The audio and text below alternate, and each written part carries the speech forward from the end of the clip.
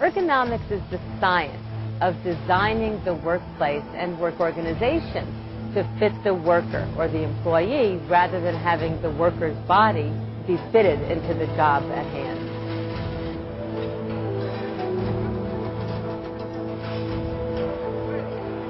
The Bureau of Labor Statistics have identified over 615,000 lost workday injuries every year due to musculoskeletal disorders. These are the soft tissue injuries, the upper extremity injuries, and especially the lower back injuries.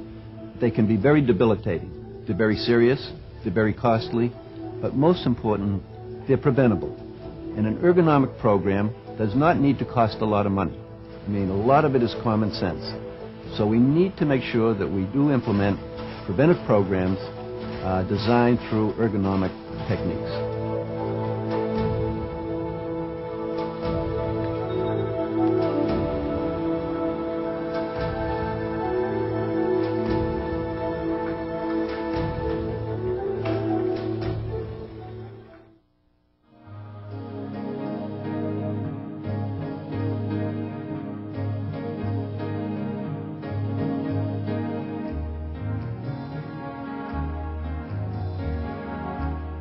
When I look at key success factors for an ergonomics program, I believe one of the first things you have to have is the support of top management.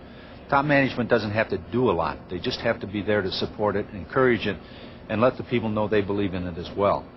The group that really has to be there to make it work is the group that's running the plant, that's designing the product. It's all those people. So it's the people on the assembly line floor or the machine floor. It's the mechanical engineers in the manufacturing operations. It's the design engineers.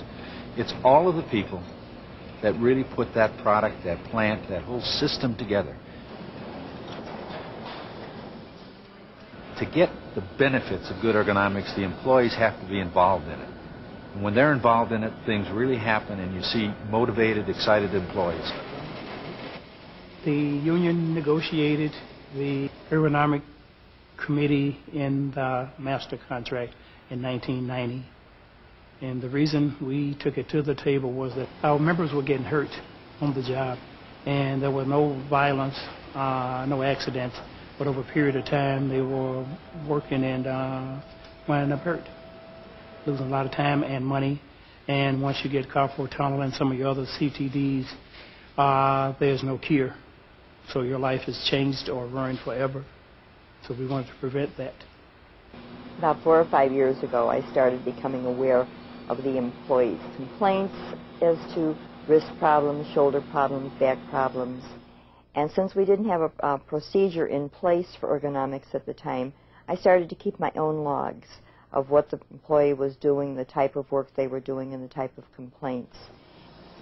The safety committee decided to look into the problem and found that there were consultant firms out there that would come in and train them so that they could properly look at the jobs and know how to evaluate and how to rectify the problems. At Melrose Park, we focus on a series of goals. We also follow a number of measures of safety and of productivity. Ergonomics is one of the areas we track, as well as the overall health and safety. What we saw in 1996, for example, is we had no repetitive trauma OSHA reportable incidences. That's a substantial improvement over past years, but it's only come through an aggressive program coordinated through our committee. We've been able to reduce our workers' compensation costs so that they're only 1/5 of the state average. At the same time, the lost time case rate and the incidence and frequency rate is much lower than national average. This shows that we can reduce our cost and also protect the health and productivity of the workforce. Some of the first things you're going to do is you're going to look at their OSHA 200 logs or their injuries and illness records and to try to determine which ones of those are actually ergonomically related. Then you're going to talk to management officials to find out what kind of programs they have. And then you want to get out into the plant, do some videotaping, look at the tools that they're using, and talk to the employees and ask them, you know, do you report these things to the company officials, such as the tingling in your fingers, the numbness in your hands, your arms, those types of things, and find out if they've been trained regarding ergonomics. Do they have a medical department? What kind of medical facilities do they have?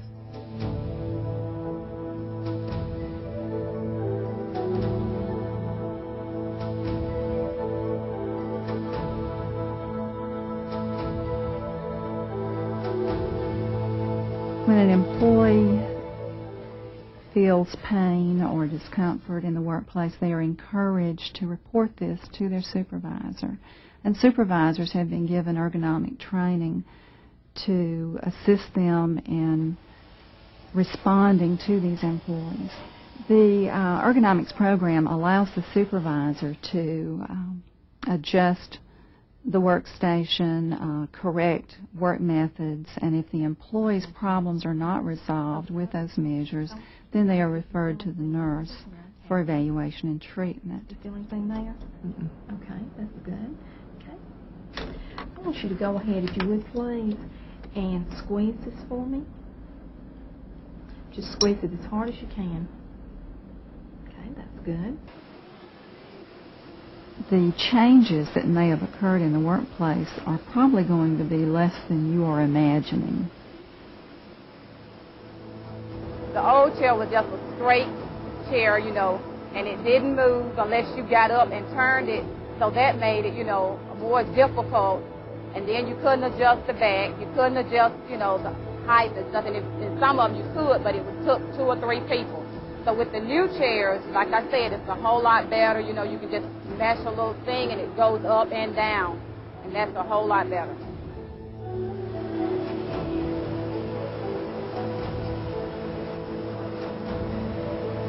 We also have bundle scrubs. You don't have to pick up the whole bundle. You just, you know, you're able to pick up one garment at a time. And that way you don't have to, have to pick up the whole thing, you know, at one time. And that makes it a whole lot easier in handling. And you can also just push the truck up from one, operation to the next.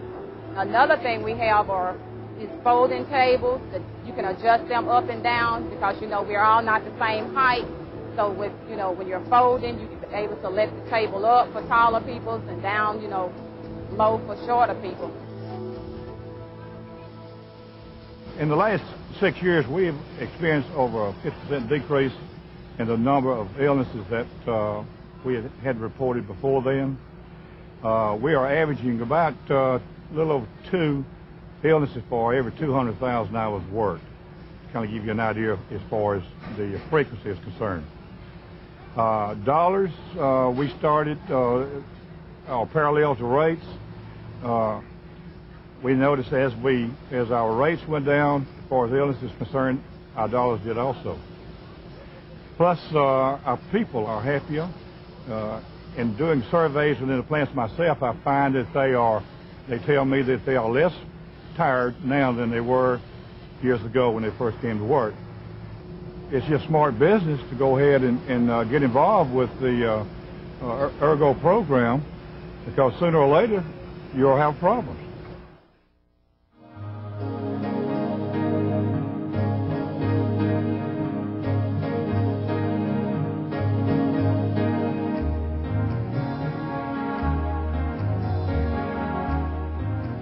In the beginning, most of the people that we'd come in contact with in our small town, when it had to do with a government agency or any kind of an inspection, everything we had heard was that these were people to avoid and you didn't want to have anything to do with them. And one time we did have a surprise inspection, and in that process where, there were a few things that they pointed out that were wrong, and there was really a lot more to be gained by asking their opinion and saying, what should we do here? How should we construct this finish room so that it'll reduce our premiums or be safer in the case of asking OSHA? We think that we actually benefited, and because of this, we kind of made this shift from them being the enemy to them being a resource that actually would help us. David Carroll, our safety director. he has got books from OSHA and different places, and he shares them with the safety team, and then we carry this on back to our teams.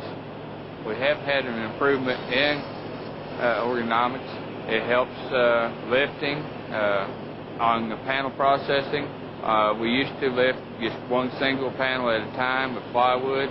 Now we use a forklift where we pick it up and we have a lift that works it up onto the table. We don't have to squat and pick up as much. All the people in the plant, all the workers I've talked to have really appreciated the ergonomic innovations, and it's helped them work-wise and health-wise. Our initial